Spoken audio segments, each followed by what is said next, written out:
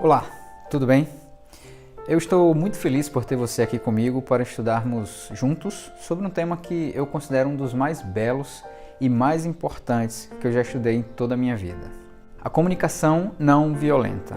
Provavelmente o termo violenta no meio da frase deve ter levado você a cometer um dos seguintes erros. Primeiro, pensar, de fato, eu sou uma pessoa violenta e eu preciso aprender sobre isso. Ou, eu não sou uma pessoa violenta, então esse tema não é importante para mim.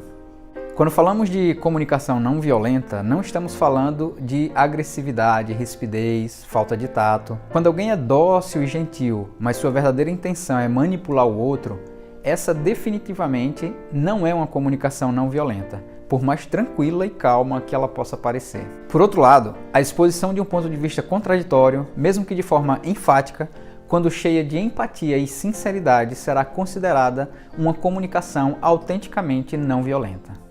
O maior expoente da comunicação não violenta é o psicólogo americano Marshall Rosenberg. Ele cresceu em um ambiente bastante hostil em Detroit, nos Estados Unidos.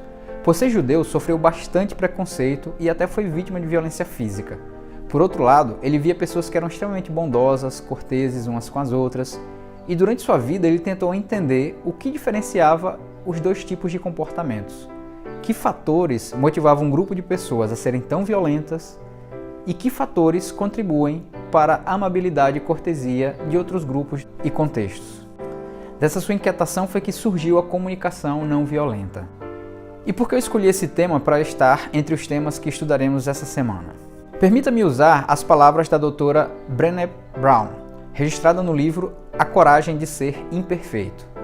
Ela escreve o seguinte: quem somos e a maneira como nos relacionamos com o mundo são indicadores muito mais seguros de como nossos filhos serão do que tudo o que sabemos sobre criar filhos.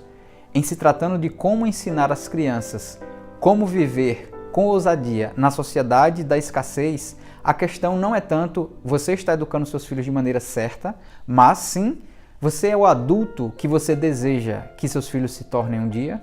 Um dos grandes pilares, tanto da comunicação não violenta quanto da inteligência emocional, tema que veremos também essa semana, é a empatia, a capacidade de se colocar no lugar do outro. Na condição de pais, constantemente assumimos o papel de quem sabe tudo. Afinal, temos mais idade, mais experiência e, com isso, perdemos um fator extremamente importante para a comunicação, a conexão. Você já conversou com um amigo, parente ou filho por horas e horas sem perceber que o tempo estava passando? Se você recordar da última conversa assim que você teve, vai perceber que havia uma conexão, havia um interesse mútuo. Agora, tente se lembrar da última vez que você teve algum tipo de conflito com seu filho. Você estava interessado em ouvir o que ele estava falando ou em falar o que ele deveria fazer ou ter feito? E ele estava ouvindo você atentamente para captar o máximo de instruções que você tinha para dá-lo, ou tudo o que ele queria era acabar com aquele momento torturante? Eu espero de verdade que a partir dos conceitos que você está vendo durante essa semana, seus comportamentos mudem para melhor e isso inevitavelmente refletirá em mudanças em seu filho também. Precisamos ser os adultos que queremos que nossos filhos sejam. A comunicação não violenta pode ser usada em diversos contextos. Como nosso tempo é limitado aqui, eu usarei uma abordagem tendo em mente um contexto de conflito. Você, na condição de pai ou mãe, está insatisfeito com algo que seu filho fez. Como usar a comunicação não violenta para amenizar os problemas ao invés de ampliá-los? Primeiro, vamos entender algo muito simples. Todo comportamento humano tem por trás uma necessidade. Imaginemos que você foi com seu filho a uma festa de aniversário. Vocês combinaram que voltariam para casa às 9 horas em ponto. No horário combinado, você chama seu filho e ele começa a chorar, afirmando que não quer ir. Perceba, seu filho tem uma necessidade: continuar se divertindo com os amigos. Você também tem uma necessidade: ir para casa dormir, pois no outro dia terá que acordar cedo para ir para o trabalho.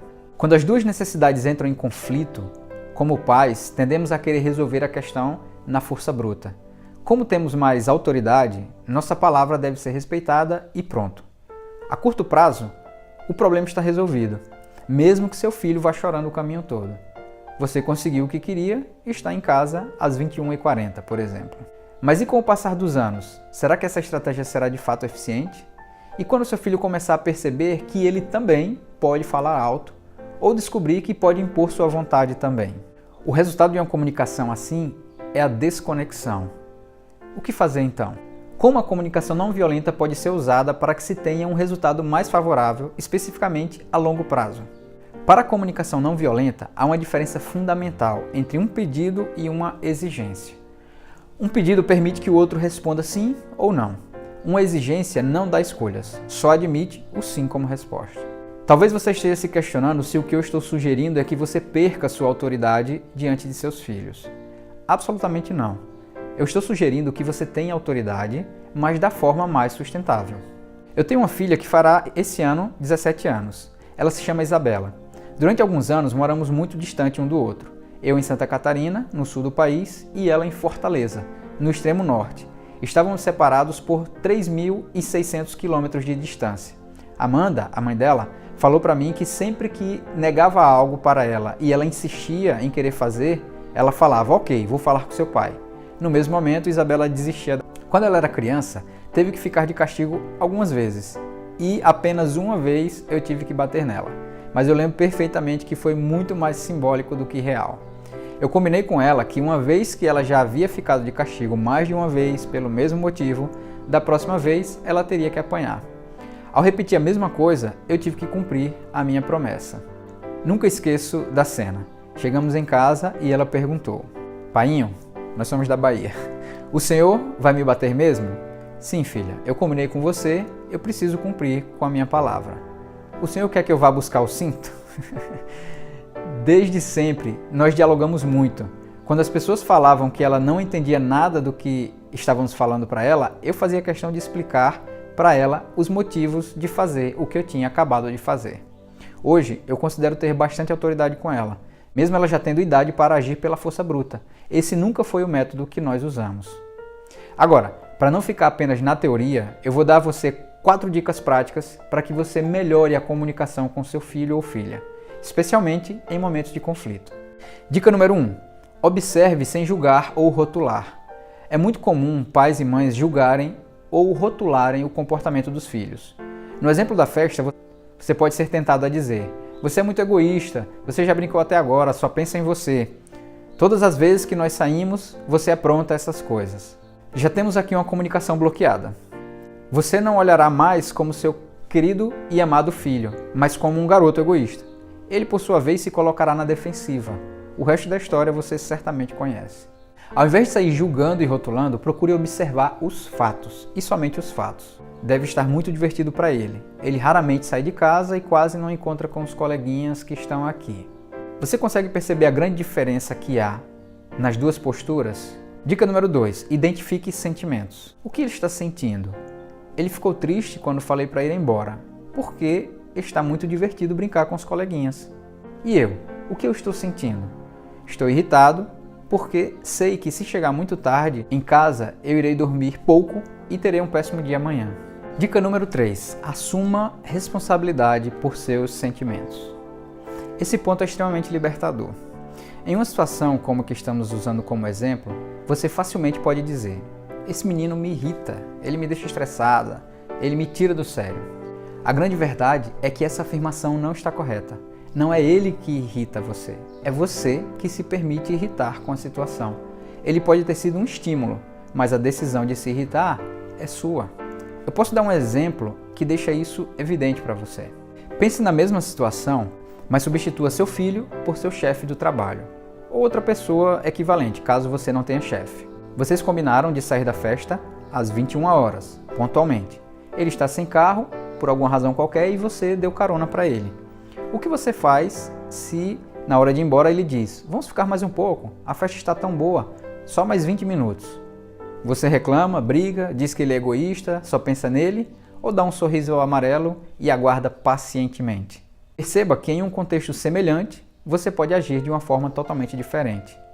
Assuma para você mesmo: eu estou irritado porque eu quero dormir bem e descansar. Esse é um desejo meu, uma necessidade minha.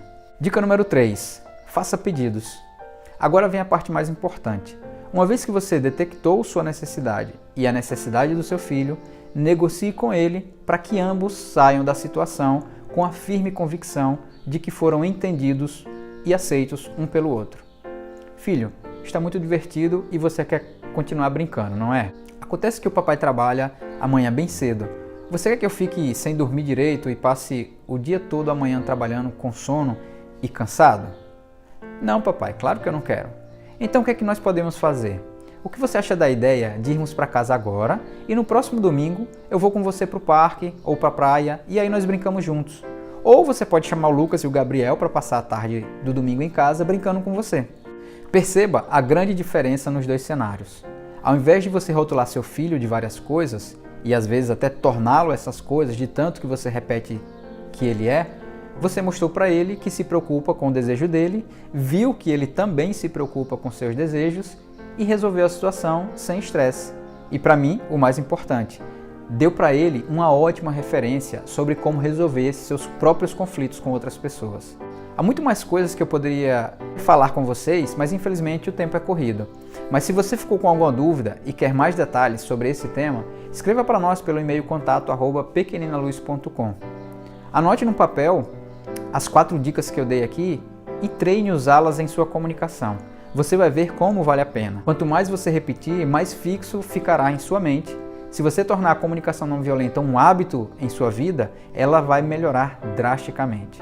Eu agradeço de coração por você ter me escutado até aqui e espero de verdade que as informações que partilhei façam diferença na sua vida. Nos encontraremos novamente na quinta-feira, quando eu falarei sobre inteligência emocional, outro assunto importantíssimo para pais e educadores. E não se esqueça, precisamos ser os adultos que queremos que nossos filhos sejam.